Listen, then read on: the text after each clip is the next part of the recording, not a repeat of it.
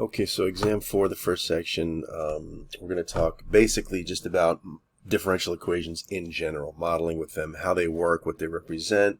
It's very much an introduction section.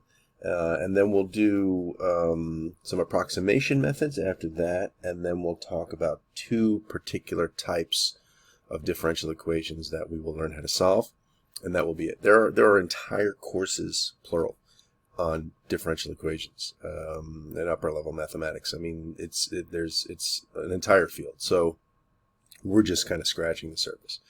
And the idea here is, we're going to talk about how these things work. So again, I've told you this before, like generally you learn first the derivative and then you learn integral calculus. But in all honesty, most of the work from observation goes the other way, right? Because generally you observe, like it says here, the rate of change, and you want to use this to predict future change. So you observe a rate of change, so you observe the derivative, and then from that you want to try to figure out a formula so that you can predict future change. And so you observe derivative, and so you need to do antiderivative in order to figure this out. So that's essentially what differential equations do in terms of modeling, and obviously we will be doing some integration in order to figure these out. So what is it? First of all, what is a differential equation? Basically, it's an equation that has an unknown function and one or more of its derivatives. Okay, so it has an unknown function and one or more of its derivatives. So we're going to start with a very simple example, in fact, one we've seen previously, population growth, and we're actually going to end up building a more accurate model, much more so than we did before. So under ideal conditions, like it says here, right, we assume a population grows proportional to its size. And you would observe this, right? If you had some bacteria in a lab and you were observing the number of bacteria, it would seem in the beginning anyway, at least, that the more bacteria there are, the faster the rate of growth, right? That's just straight up observation. And so T is going to be time independent, and P will be the population. So this is obviously the rate of growth of population, right? dP dt. The rate of change of population with respect to time. And so our assumption is basically going to say that dP dt, or the rate of growth, is proportional to the population itself, where k is some constant of proportionality. Some things grow much faster than others, so we have this constant of proportionality in there. Okay, this is actually an example, a very basic example of a differential equation. Okay, it has an unknown function, so the unknown function is in this case, P of t, population at time t, and its derivative, its first derivative in particular, right? dP dt is the same as B prime. Okay, so this is a very basic first order. Why first order? Because it has the first derivative, first order differential equation. Okay, and again, so we kind of know a solution to this, right? So is there a function where when you take the derivative of that function, you get actually the function itself times some constant? And you know this, right? Is there a function whose derivative is a multiple of itself? Yeah, exponential functions have this property, right? So if we let, for example, P of t be some c e to the kt, where c and k are both constants, if I take the derivative, of course, c is along for the ride, and the derivative of e to the kt is k times e to the kt, which is the same as k times the original function. Okay, so exponential functions have this property. So if we let y be c e to the kt, y prime is basically k times y. Right? That is our first order differential equation. Unknown function y, and its first derivative y prime. Now, if I move the y over, right, and then I end up integrating both sides, right, you have the 1 over y dy, since dy is y prime dt, right, and we know the antiderivative there, it's the ln of y, and there's just a constant, so it's just kt plus some constant c, and then, of course, e raised to both sides gives us exactly what we thought it was going to be. Okay. Now, as c varies through all the real values, we get what's called a family of solutions. And you know this, right? When you integrate a function, you get a family of functions. The antiderivative plus c. Now, does this really accurately model population growth? No. Of course, populations may increase exponentially in the beginning when there's lots of available resources, but obviously at some point they level off, right? Or they reach what are called technically what's called its carrying capacity. So this is not scoot back a little bit more. This here is not an accurate model. Okay, this continues to increase without bound, and that's not what happens. So we're going to fix this, and really we need basically these two facts here. Okay, so the rate of growth is proportional to the population as long as the population is small and resources abound. But we also have to factor in that the rate of growth needs to be less than 0 if the population exceeds the carrying capacity. Okay, if it goes above and beyond the resources, we need a way to bring it back down. Okay, so we need both of these two things. So if we take both of these into account, we're going to get actually what's called the logistical differential equation, which is a very accurate model for population growth. Let's take a look at it. This is our logistic differential equation. Again, it's a differential equation with an unknown function. P of t is still our unknown function, and p prime of t is its first derivative, or again dp dt.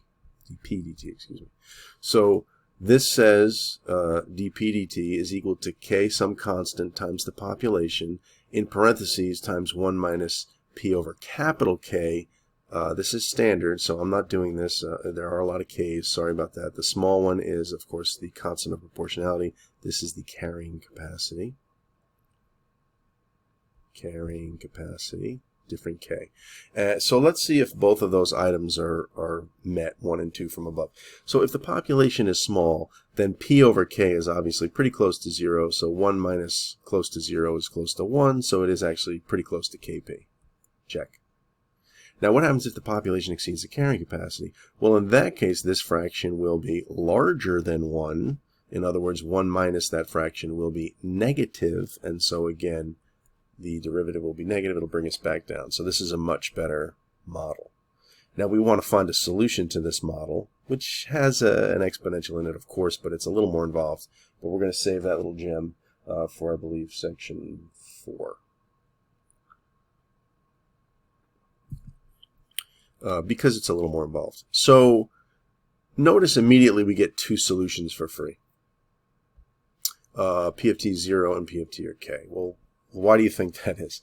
Well, if the population is 0, obviously it stays that way.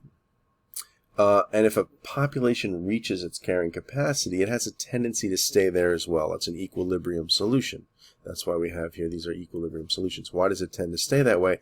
Well, if it starts to go a little bit above, then the negative derivative will bring it back down. If it goes down, then the positive derivative will bring it back up. So it kind of hovers around that carrying capacity, which is why it's called an equilibrium solution. Okay. So again, let's pause for a second. We're just, we're just kind of scratching the surface. We're just trying to talking about what these things are. I haven't showed you how to solve them yet. We're just kind of talking our way through it. Okay, we're going to do the same thing here with this example here. We're going to talk our way through a solution, and we're going to talk our way through why it's actually a differential equation. So Hooke's law says that if a spring is stretched out x units from its natural length, then the restoring force of that spring, how much it snaps back, right, is equal to minus kx, where k is a positive spring constant, right? The tougher the spring, the change is the constant. Okay.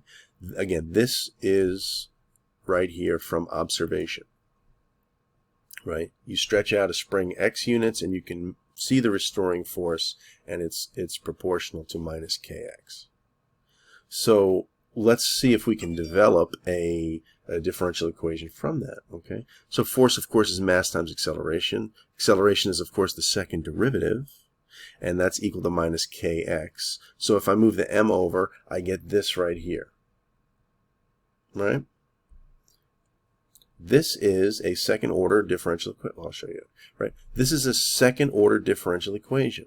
Why second order? Because we have the second derivative, right? So this is an unknown function x and its second derivative, d squared x over dt squared. The k and the m are both constants, m being mass and k being the spring constant. Okay. Now again, we don't know how to solve this, but let's see if we can talk our way through it, right? Is there a function that you know of, that we have dealt with, where the second derivative is actually the function times some other constant, right?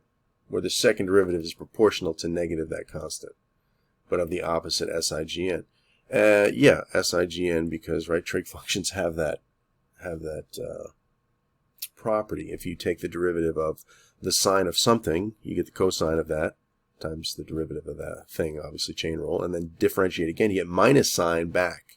So it looks like some form of sine or cosine would be a solution to this. And it is, although we're not going to go through it. But again, we're just kind of scratching the surface here, talking about it and talking our way through it. Okay.